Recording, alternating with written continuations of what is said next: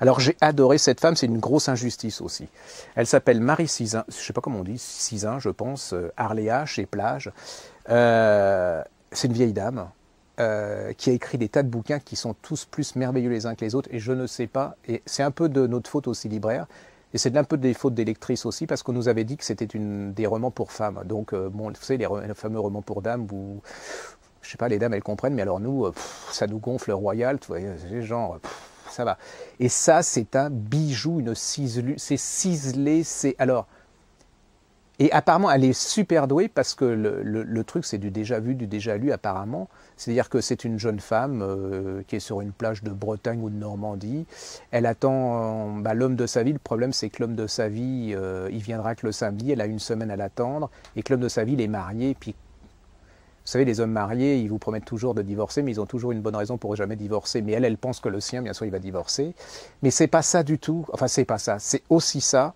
Mais c'est surtout, elle va rencontrer plein de gens. C'est une façon de décrire, vous savez, Monet, les peintres impressionnistes par petites touches. C'est exactement ça. C'est-à-dire que vous sentez le vent, la plage, le sable, la mer, les embruns, c'est comme on dit.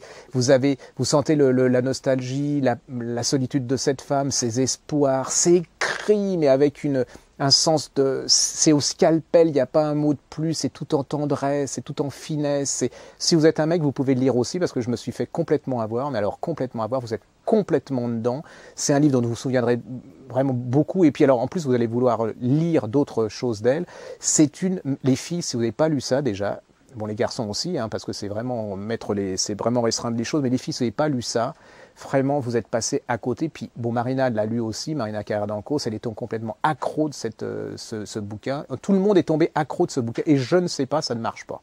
Donc, chez nous, on en vend plein, mais ça n'a pas dépassé le stade de La Griffe Noire ou de quelques librairies en France. Et c'est comme c'est comme le livre. C'est vraiment... Il y a une ambiance, c'est un livre, vous savez, on en lit tellement, nous, en tant que libraire, et puis une fois qu'on a fini, on se souvient déjà plus de l'histoire. Là, je peux vous dire qu'on se souvient de l'ambiance, puis vous allez y retrouver, je sais pas, vous avez l'impression de retrouver la Bretagne que vous avez connue, la Normandie que vous avez connue, vous avez toujours connu une femme comme ça, et puis elle va rencontrer plein de gens que vous avez connus, des amis et pas, et tout, et donc, psychologiquement, on dirait qu'elle est rentrée dans toutes les têtes des personnages, c'est-à-dire qu'elle est vraiment chaque personnage, je voulais devenir chaque personnage, vous allez avoir l'espoir de cette fille, c'est-à-dire vous dire pourvu qu'il vienne, le niais, et jusqu'au bout je vous dirai pas, est-ce que peut-être il viendra, peut-être qu'il viendra pas, donc, mais c'est pas ça l'important, parce que c'est un très grand écrivain à mon avis, vous savez, ces petits maîtres, c'est pas Marcel Proust, mais souvent les petits maîtres, ils restent très très... On les rème des années et des années après parce que ce qu'elle dit, c'est universel et que les gens ne changent pas, les femmes et les hommes ne changent pas. Et ça, La plage de Marie Sizun, c'est une merveille de chez merveille.